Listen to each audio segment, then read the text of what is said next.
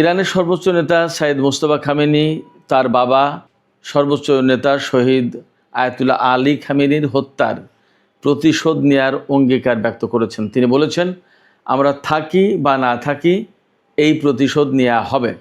মার্কিন president Donald Trump যখন ইরানকে পৃথিবীর মানচিত্র থেকে মুছে ফেলার হুমকি দিয়েছেন, একেবারে সম্পূর্ণ ধ্বংস করে ফেলার হুমকি দিয়েছেন, তারপরে কিন্তু এই বিবৃতি দিলেন ইরানের সর্বোচ্চ নেতা, এবং এটি তার পক্ষ থেকে প্রথম বিবৃতি।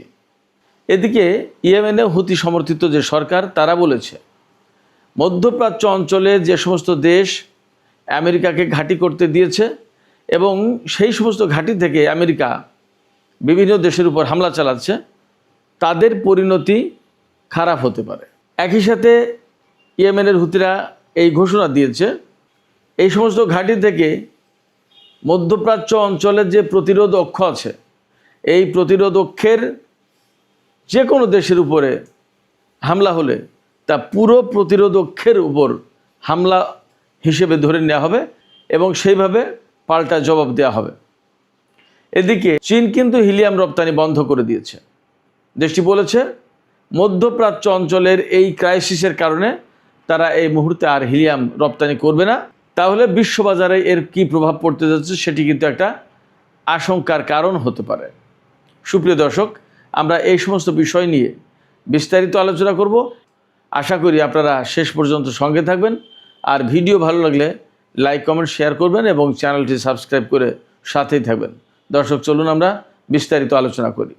সর্বপ্রথমে যে আলোচনা করতে হবে সেটি হচ্ছে ইরানের বর্তমানে সর্বোচ্চ নেতা যিনি সাইয়েদ মোস্তফা খামেনি, তিনি বলেছেন ইরানি জাতি সর্বোচ্চ নেতা শহীদ আলী খামেনির শাহাদাতের বদলা বা প্রতিশোধ নেয়ার জন্য প্রস্তুত। এটি আমাদের জাতির দাবি এবং এই দাবি বা এই অঙ্গীকার অবশ্যই বাস্তবায়ন করা হবে। অর্থাৎ তিনি বিবৃতিতে বলেছেন ইরানের সর্বোচ্চ নেতাকে যারা শহীদ করেছেন তাদের বিরুদ্ধে প্রতিশোধ নেওয়া হবে। তিনি এরপরেই বলেছেন যে এই প্রতিশোধ অবশ্যই বাস্তবায়ন করা হবে, তা আমরা থাকি আর না থাকি, এটা যেহেতু জাতির দাবি।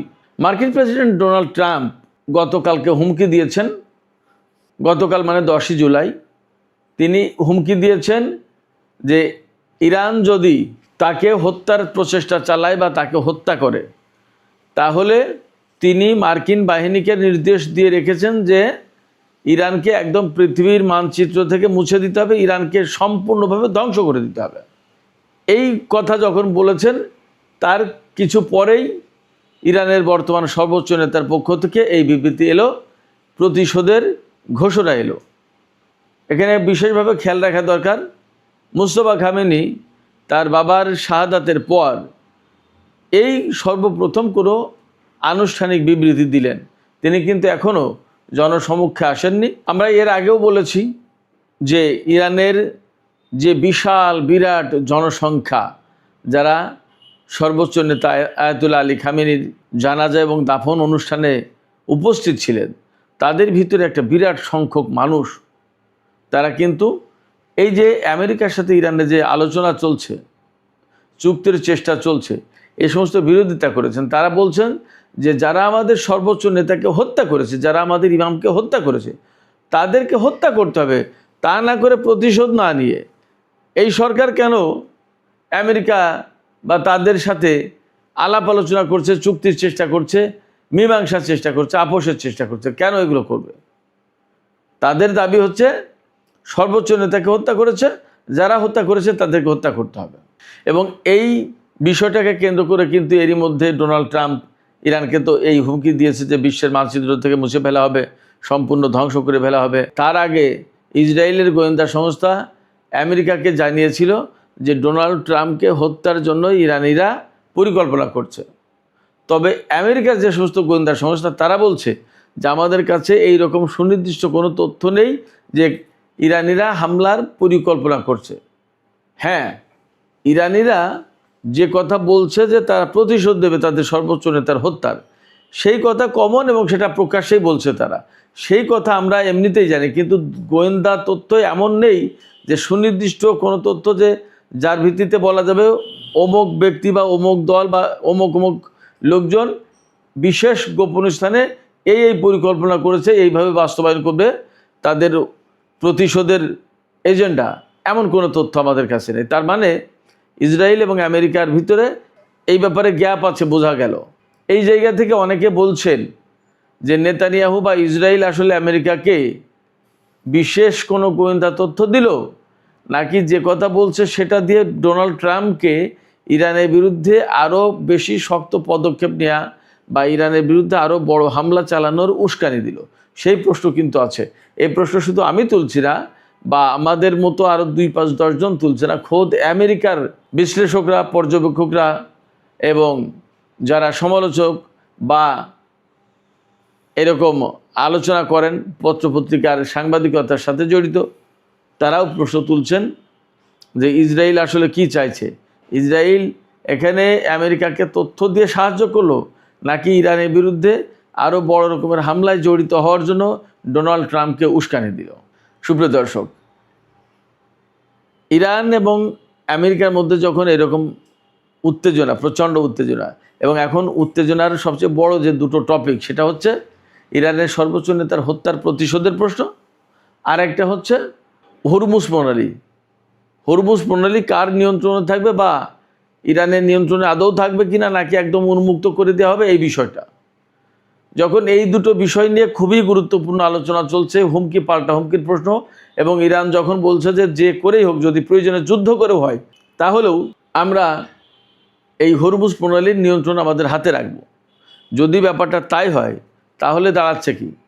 তাহলে দাঁড়াচ্ছে যে ইরান কোনো মতেই ছাড়বে না হরমুজ প্রণালীর কন্ট্রোল, এবং আমেরিকা হয়তো সেটা মানতে চাইবে না। তাহলে দুই পক্ষের ভেতরে আবার নতুন করে সংঘাত সৃষ্টি হতে পারে। এই রকম একটা প্রেক্ষাপটে যখন পরিস্থিতি, তখন ইরানের পররাষ্ট্রমন্ত্রী সাইয়েদ আব্বাস আরাকচি ওমান সফরে গেছেন আজকে 11 জুলাই। এই সফরে গিয়ে তিনি ওমানের সাথে মূলত আলোচনা করছেন কিভাবে হরমুজ প্রণালী ম্যানেজমেন্টের দায়িত্ব তারা দুই দেশ মিলে পালন করতে পারে। অর্থাৎ আমেরিকার হুমকির কাছে নতি স্বীকার না করে বরং ওমান এবং ইরান কিভাবে হরমুজ প্রণালী কন্ট্রোল করবে তার আলোচনা করছে। এটা একটা গুরুত্বপূর্ণ দিক বটে। এদিকে মধ্যপ্রাচ্যের এইরকম ডামাডোল, সংকট, উত্তেজনা, সংঘাত, সংঘর্ষ, যুদ্ধ যখন চলছে, তখন ইয়েমেনের হুতি নিয়ন্ত্রিত সরকার, যেটা সানা ভিত্তিক যে সরকার, সেই সরকারের পক্ষ থেকে একটা আনুষ্ঠানিক বিবৃতি প্রকাশ করা হয়েছে। সেই বিবৃতিতে বলা হয়েছে মধ্যপ্রাচ্যের যে সমস্ত দেশে আমেরিকার ঘাঁটি আছে এবং সেই সমস্ত দেশ থেকে আমেরিকা যে সমস্ত প্রতিরোধ অক্ষের দেশ বা শক্তির উপরে হামলা চালাচ্ছে, যারা আমেরিকাকে ঘাঁটি করার সুযোগ দিয়েছে, তাদের জন্য পরিণতি খারাপ হতে পারে। ইয়েমেনের সানা ভিত্তিক সরকার একদম সুস্পষ্ট করে বলেছে, যদি এই সমস্ত দেশ মধ্যপ্রাচ্য অঞ্চলের প্রতিরোধ অক্ষের ওপরে আমেরিকাকে হামলা চালানোর সুযোগ দেয়, তাহলে এই প্রতিরোধ অক্ষ পাল্টা হামলা চালাতে পারে এই সমস্ত দেশগুলোর উপরে বা মার্কিন ঘাঁটিগুলোর উপরে, এবং এক্ষেত্রে একেবারে স্বয়ং সম্পূর্ণভাবে প্রতিরোধ অক্ষের যে কোনো পক্ষ নিজের মতো করে সিদ্ধান্ত নিয়ে হামলা চালাতে পারে। এর ভিতরে সবচেয়ে গুরুত্বপূর্ণ যে কথাটা বলেছে সানা ভিত্তিক সরকার, সেটা হচ্ছে যে এই যে প্রতিরোধ অক্ষের যে শক্তিগুলো এখানে যুক্ত আছে, এর যে কোনো একটা শক্তি বা যে কোনো একটা পক্ষের উপর হামলাকে প্রতিরোধক্ষ একেবারে পুরো প্রতিরোধক্ষের উপরে হামলা বলে ধরে দেবে এবং এর বিরুদ্ধে কঠিন এবং কার্যকর জবাব দেবে। ইয়েমেনের হুতি আনসারুল্লাহ আন্দোলন সমর্থিত সানা ভিত্তিক যে সরকার রয়েছে, তাদের পক্ষ থেকে এই কথা যখন বলা হচ্ছে, তার মানে দাঁড়াচ্ছে যে ইয়েমেনে বড় রকমের নতুন সংঘাতের, যুদ্ধের আশঙ্কা আছে, এবং সেই যুদ্ধে মধ্যপ্রাচ্যের দেশগুলো তাদের ঘাঁটি আমেরিকাকে যদি ব্যবহার করতে দেয়, তাহলে পরিস্থিতি কি হবে সেই ব্যাপারে কিন্তু মধ্যপ্রাচ্যের দেশগুলোকে, বিশেষ করে যে সমস্ত দেশে আমেরিকার ঘাঁটি রয়েছে, সেই সমস্ত দেশ এবং সেই সমস্ত দেশের সরকারকে সানাভিত্তিক ইয়েমেনের সরকার সতর্ক বার্তা দিল।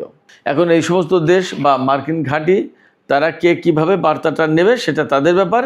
তবে মনে হচ্ছে নতুন করে সংঘাতে ইয়েমেন আরও অ্যাক্টিভলি এবং আরও বেশি ওয়াইড রেঞ্জে দায়িত্ব পালন করবে, অর্থাৎ ইরানের পক্ষ হয়ে যুদ্ধ করার সম্ভাবনা তৈরি হলো এই ঘোষণার ভেতর দিয়ে।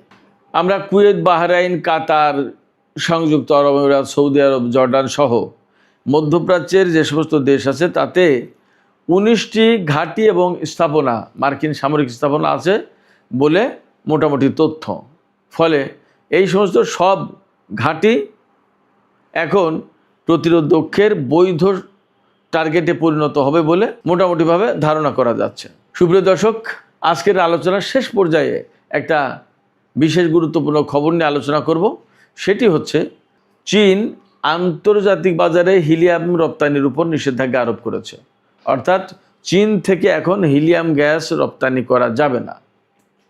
চীনের বাণিজ্য মন্ত্রণালয় এবং কাস্টমস প্রশাসন এই দুটো প্রতিষ্ঠানের পক্ষ থেকে এই ঘোষণা দেওয়া হয়েছে, অর্থাৎ হিলিয়াম রপ্তানি বন্ধ ঘোষণা করা হয়েছে। এই যে চীনের পক্ষ থেকে হিলিয়াম রপ্তানি বন্ধের ঘোষণা দেওয়া হলো কেন? চীন বলছে যে মধ্যপ্রাচ্যে যে যুদ্ধ চলছে এই যুদ্ধের কারণে আন্তর্জাতিক বাজারে এরই মধ্যে হিলিয়াম সরবরাহের উপরে একটা চাপ পড়েছে।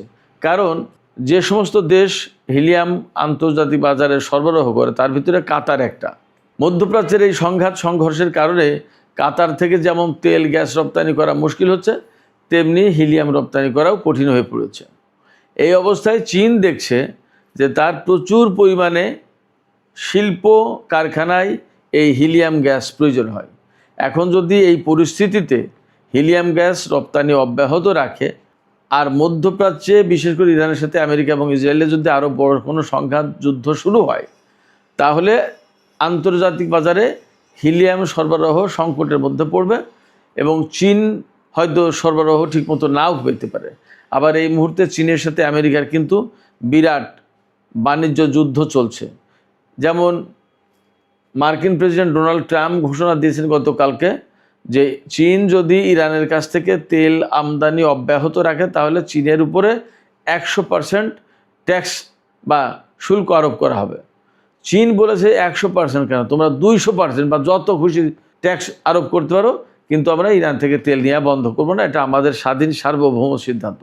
আমরা আমাদের সিদ্ধান্ত নেব, আমরা কার কাছ থেকে তেল নেব কার কাছ থেকে নেব না সেটা আমাদের ব্যাপার, কেউ এখানে হস্তক্ষেপ করতে পারে না। তার মানে চীনের সাথে আমেরিকার কিন্তু এই মুহূর্তে আবার নতুন করে প্রচণ্ড বাণিজ্য যুদ্ধ শুরু হলো। এই বাণিজ্য যুদ্ধের মধ্যে হিলিয়াম গ্যাসের মতো একটা গুরুত্বপূর্ণ গ্যাস যদি চীন তার জরুরি প্রয়োজনের সময় সরবরাহ না পায় তাহলে ভয়াবহ বিপর্যয়ের মধ্যে পড়বে। সেই কারণে চীন তার হাতে নিজের যা আছে সেটা স্টক করে তার চাহিদা মেটানোর একটা ব্যবস্থা করার চেষ্টা করছে। এখানে একটা প্রশ্ন আসতেই পারে যে হিলিয়াম গ্যাস আসলে কি কি কাজে লাগে? হিলিয়াম গ্যাস অনেক কাজে লাগে। এখনকার দুনিয়ায় সবচেয়ে বড় যে বিষয়টা সেটা হচ্ছে যে সেমিকন্ডাক্টর চিপ, যেটা মোবাইল, জাহাজ, বিমান সব কিছুতে এই জিনিসটা লাগে, গাড়িতে লাগে। এই জিনিস তৈরির জন্য এই হিলিয়াম গ্যাস লাগে এবং কারখানা পরিবেশ পরিষ্কার পরিচ্ছন্ন রাখার জন্য এটা লাগে।